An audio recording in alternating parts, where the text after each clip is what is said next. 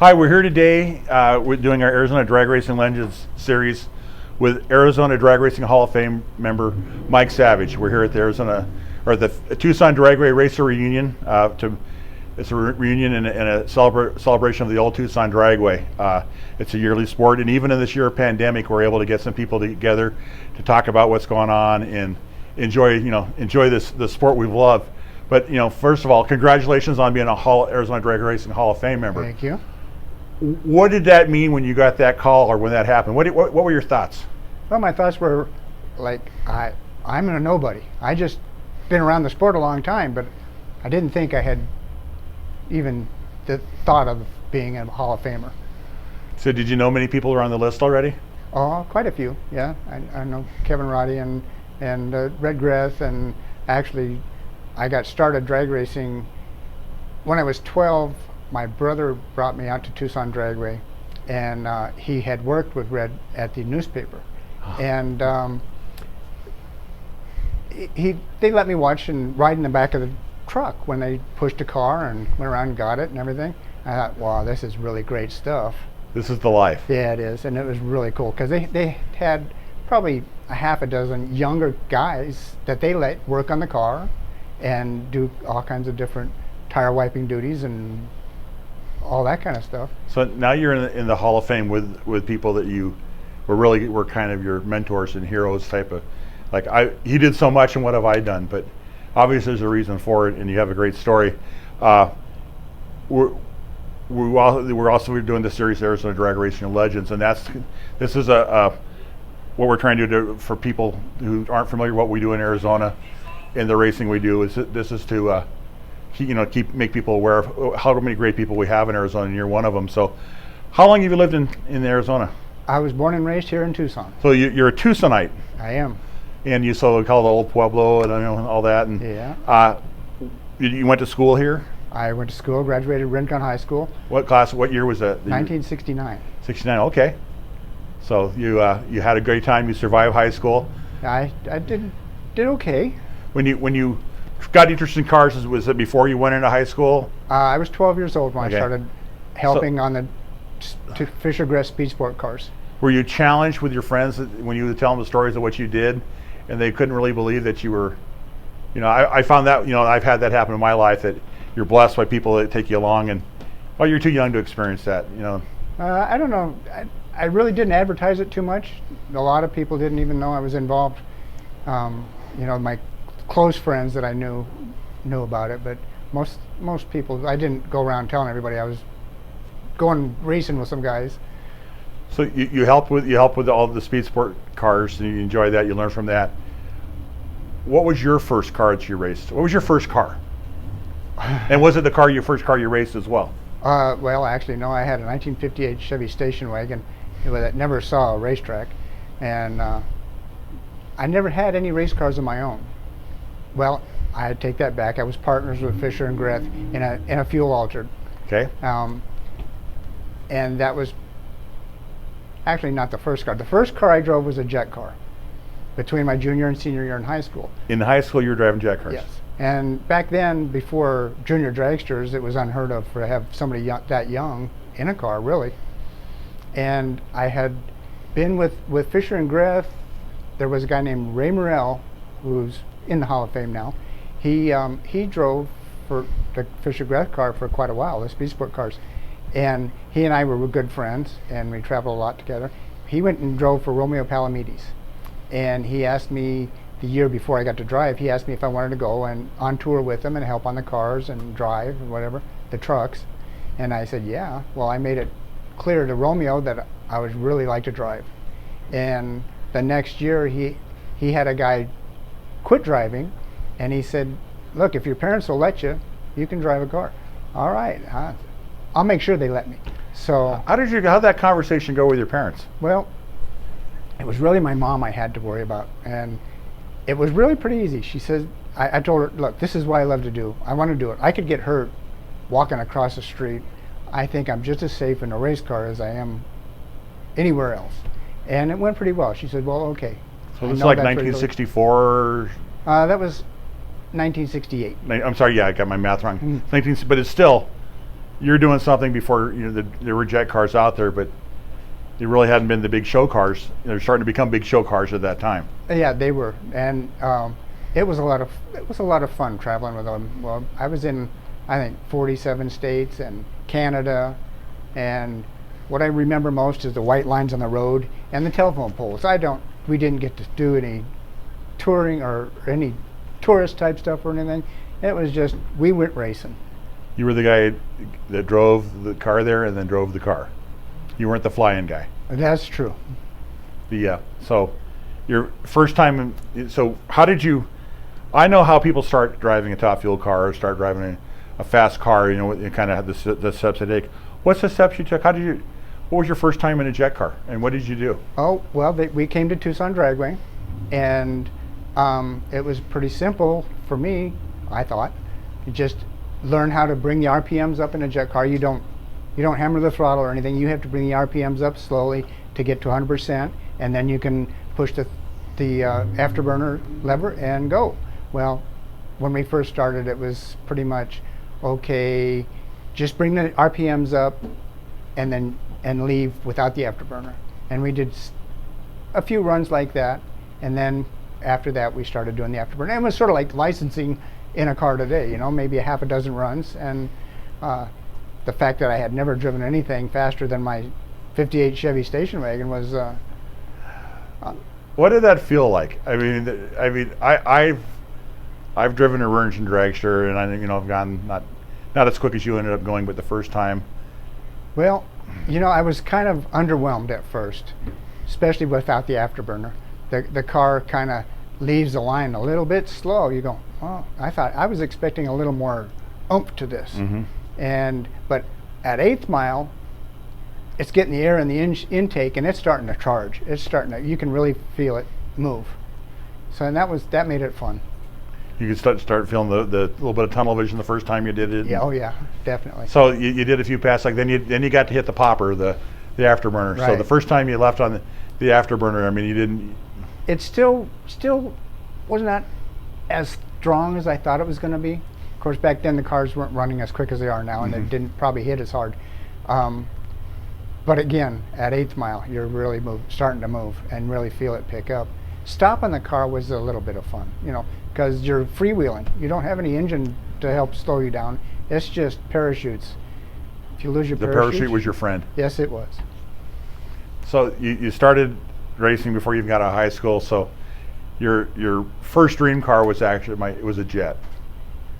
Well, yeah, the fact that I got to drive a race car and being a jet, I guess that was my first dream car. So over the years, you raced for a couple of different people, or had the opportunities to race for some different people. I did. And I'm sorry. Go ahead. After doing the jet car thing, and then I was partners with Red and Lyle in a fuel altered. And that didn't last very long, but Bill Benson, who had a car called the Calliope, an alcohol funny car, who he actually at first he had Johnny West in the car, but John had his own car, and Bill was looking for somebody who could drive the car full time. And I got involved with him and drove for 5 years, from 75 up to 79. And we had a really good time, and the car ran well, and we did well, and that was a lot of fun.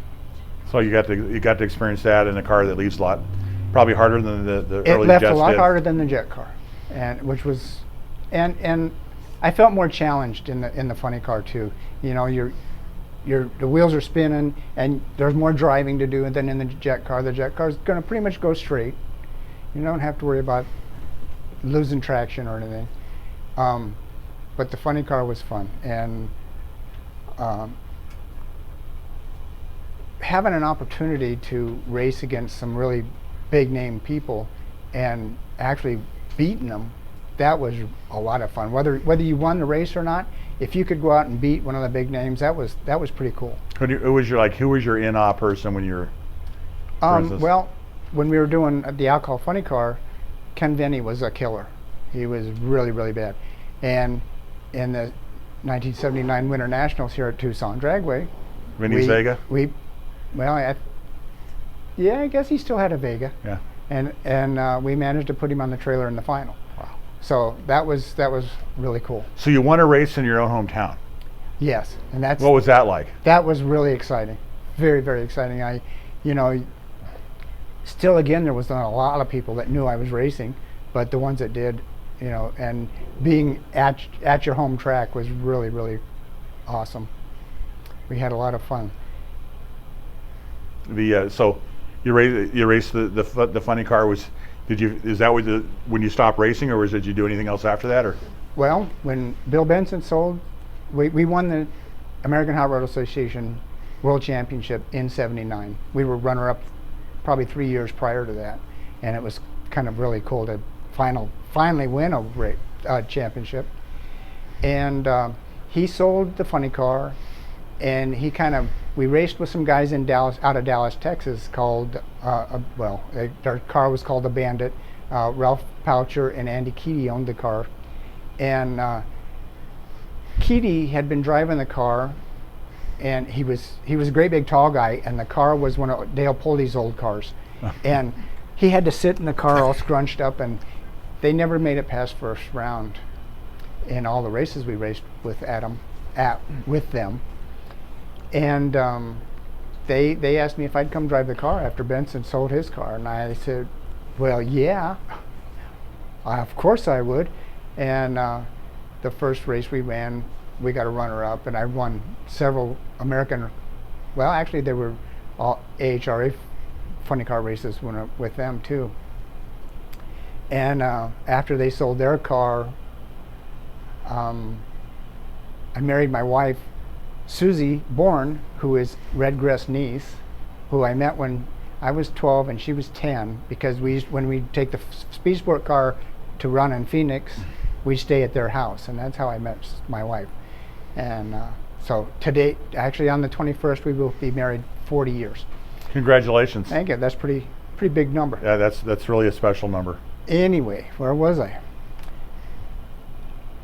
After the Bandit car, they ended up selling their car, and I didn't do any racing for several years, and I found out that John Stanton, who has the Pennzoil funny car, his driver had a job opportunity and went somewhere else. Well, the car happened to be the old fuel altered that I was with partners with Red and Lyle, and I knew it was going to take a little guy to drive the car. So I went to him and I said, hey, if you'd like, I'd like to drive the car. He said yes. And I drove his car for several years, well, till '90, and we had a lot of fun. Ran some SIFCA races. Never actually won a SIFCA race, but we were runner-up in one of them. Then Jim Broom approached me. Well, actually, my wife was working in the waiver booth, and they had his car there, and they were all signing waivers, and Jim's wife was there getting her waiver, and my wife asked him, well, who's the driver? And his wife says, well, we don't have a darn driver. And it was supposed to be Jim. It was Jim Broom, but he said, and she said, asked my wife, or Jim Broom, do you know Mike Savage? His wife said he could drive your car, and he said yeah. And Broom approached me, and they wanted to take the funny car body off and put an altered body on the car, and he didn't feel comfortable in the car with the altered body. And he asked me, well, would you mind testing the car for us? So they had never really made any complete passes down the track. And I said, sure, I'd be happy to. So I got in his car, and we went out and made 6 runs, boom, boom, boom. No problem, there's nothing wrong with this car. You can have it, no problem. And I drove, that was, I don't remember exactly what year it was, 2000. And I drove his cars from 2000 to 2012, and he had several cars, fuel altered, and I drove that. And he had a rear engine dragster that I drove a couple times, and then several funny cars. The Speed Sport funny car, which I kind of asked Red if we could use the Speed Sport car because Broom had Barracuda body. And when I was helping them with the Speed Sport cars, they had a Barracuda funny car, and I said, "This is perfect. Let's see if we can use the Speed Sport in it." He said, "Sure, no problem." And we ran that car quite a while, and then Broom got involved with Candies and Hughes, and put the Candies and Hughes colors on. Great looking car. It was an awesome looking car. It was yeah. extremely nice looking car, and we went out and did some nostalgia fuel racing and did pretty well. Won a couple races. Had some fun. Yeah, oh yeah, had some fun. You know, never did make any money at this. Well, if it was going to make money at it, you were in the wrong business. Yeah, you know? definitely. And everybody that I know of, for always, that weren't in it for the money. They were in it for the love of the racing and the people you meet. You meet some neat people. What do you miss from? When did you stop racing? In 2012, after Did you officially retire? I officially retired. My wife had asked me for a few years, "When are you going to quit this stuff? You've only been doing it 50 years. When do you get a real job? Yeah, you know? exactly. Yeah, real hobby." And I said, "Okay." Finally, I said, "Okay, I'm done." I've had a lot of offers, and because I told her I was done, I'm done. But do you still come out to the races when you can? Now, mostly to races like the reunions. Once in a while, if there's a funny car race, I'll come watch funny car races. But not too much. We're into vintage camping now. We have an old vintage camper. What do you have? Which camp? What do you have? We have a '67 Scotty. Okay. And it's really a lot of fun. We sit and do a lot of relaxing. Yeah. I've seen my wife's now my wife's going to see this video and she see other people do it. So, and I know a few people that are into that, and it seems like I have a real good time. So easy to do. Once you get your campers all period correct, or that's awesome. But you still enjoy the races. I still enjoy coming to the races. What did you enjoy the most about your time racing? I think the people, I met a lot of people that were really great people, really, really nice people, and good, hardworking people. It seemed like everybody that's involved with the sport is very hardworking. I don't think you can go out and run a race car, no matter if it's a door slammer or a top fuel car, and not work hard at it. And so I think everybody has a great work ethic. And I think I also miss getting in the car and going fast. And I also miss having an opportunity to beat people like Vinny and Bucky Austin. I beat Brad Anderson one race, and things like that were just a lot of fun. You did really well. Yep. So you're out here, you see your friends, you're still in touch with a lot of your friends still. What do you think? The nostalgia funny car class is kind of, seems like it's up, it's down. It seems like it's making a comeback. SIFCA seems like it's making a comeback. Mm-hmm. It's really interesting to see all this, and I'm excited to have it. That for your passion for the sport and where it's been in the the blessings we all have of actually doing something that you might do for free. If there's no prize money, you still want to do it if you could. There's a lot of people that don't get a chance to do it at all. Right. So that's your blessing. So. Anybody you want to, your wife of 40 years, big part of your life? Very big. Again, without somebody good behind us, it's hard to have our own personal cheer squad. Yeah, it definitely helps our partners, and it really helps to have that support that says, okay, I'm going to stay here and work. You go ahead and go race. There's not a whole lot of ladies that are really willing to do that. Does she have a sister? It's really wonderful to have you here. Congratulations on your for being in the Arizona Drag Racer Hall of Fame. You're there because a lot of people respect and appreciate you and admire you for what you've done. You've represented the drag racing sport very well. You've had a great time doing it. Over the years, I'm sure you brought a lot of people, got them excited about racing in itself, and you see some people racing, and the camaraderie you had is second to none. But most of all, we really appreciate you taking the time today to meet with us, and you can tell everybody you're a legend. You're an Arizona drag racing legend. Thank you very much. Appreciate that. Thank you very much. Had a great time.